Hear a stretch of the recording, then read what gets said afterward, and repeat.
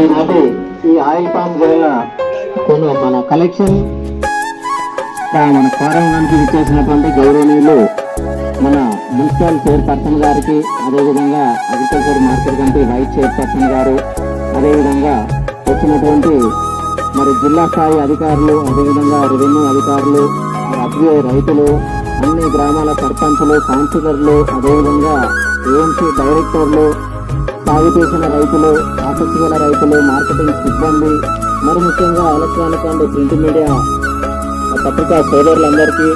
పేరు పేరున ధన్యవాదాలు తెలియజేసుకుంటూ ఈ కార్యక్రమాన్ని ఇంతసేపు ముగిస్తున్నాను. అందరికీ ధన్యవాదాలు పేరు పేరున.